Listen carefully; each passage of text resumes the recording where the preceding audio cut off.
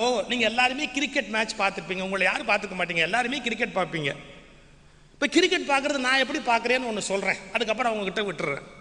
நடந்த சம்பவம், cricket match போயிட்டு இருக்கு, நான் உட்காந்து பார்த்துக்கிட்டு இருக்கிறேன். எங்கள் கிராமத்துலேருந்து ஒருத்தர் வந்தார். உங்களுக்கு தெரியும், கிரிக்கெட் மேட்ச் பார்க்கும்போது எவன் வந்தாலும் மதிக்க மாட்டோம். பா அப்படின்னு சொல்லிட்டு உட்காரு அப்படின்ட்டு மேட்சில் முழுகிட்டோம். மேட்சே முழுகிருச்சு. காப் சாப்பிட்றியான்னு கேட்டுட்டு மறுபடியும் மறந்துட்டோம்.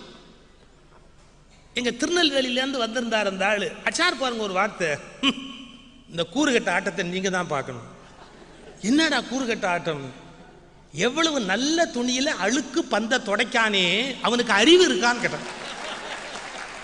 நீ என்னடா சொல்ற அப்படின்னு. அது என்னங்க ஒரு ஆட்டம், அந்தாப்புல அவன் வேண்டாம் வேண்டான்னு அடிக்கான். இவன் போட போட பந்த வேண்டாம் வேண்டான்னு அடிக்கான். அது என்ன வேண்டாம் வேண்டாங்க, அவனுக்கு ஏன் போடுதான்? அடுத்த கேள்வி கேட்டான் பாருங்க, அதான் டாப். அந்தாப்புல ஒரு பையன் கொண்டான்னு நிக்கான், அவனுக்கு போடவே மாட்டேங்குதான். என்ன கூறுகட்ட ஆட்டம்? நான் கையை பிடிச்சி வச்சேன், வாப்பா மேட்சே பார்க்கறது ஐடியாவில் இல்லை, உள்ள போய் மரியாதையா நாம சாப்பிடலாம். இப்ப அவர் பார்த்த ஆங்கிள் அதுவாச்சா, நான் எப்படி எடுத்துக்கிட்டேன்னு சொல்லணும்ல. கிரிக்கெட் நடக்குது இல்ல, ஒருத்தர் பந்து போட வந்தாரு, ஒருத்தர் ஆட வந்தாரு, ரைட். அது வரைக்கும் எந்த தப்பும் கிடையாது. அதோட மேட்ச் முடிய வேண்டியது தானே. 10 பேர் எதுக்கு சுத்தி வந்தான்? ரொம்ப சிம்பிள். ஒருத்தர் வாழ வந்தா அவனை 10 பேர் ஒழிக்கிறதுக்கு வந்துடுறான். இதுக்கு அப்புறமும் வாழணும்.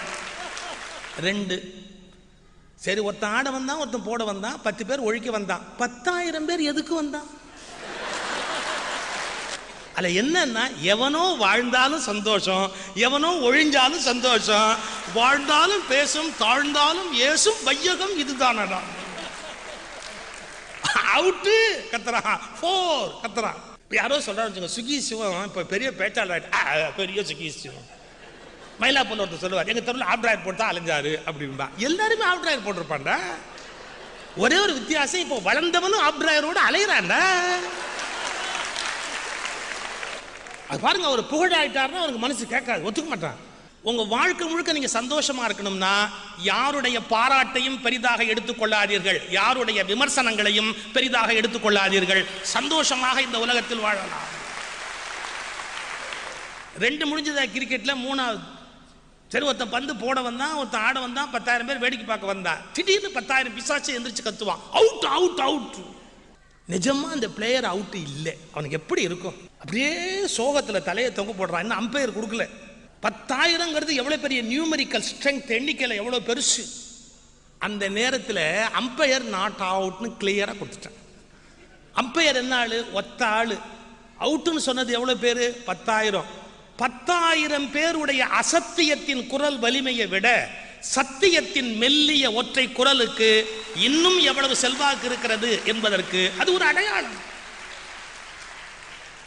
சார், பிரிட்டிஷ்கார மகாத்மா காந்தியை பார்த்து என்ன கேட்டான், என்னடா அரை ஆடை பக்கிரி, ஏன்டா இவனை ஜெயிக்க முடியல, அவனை ஜெயிக்க வேண்டாமா? சர்ச்சில் கேட்கிறான் எதிர்கட்சிக்காரன். அதுக்கு சர்ச்சில் கொடுத்தாரு பாருங்க ரிப்ளை.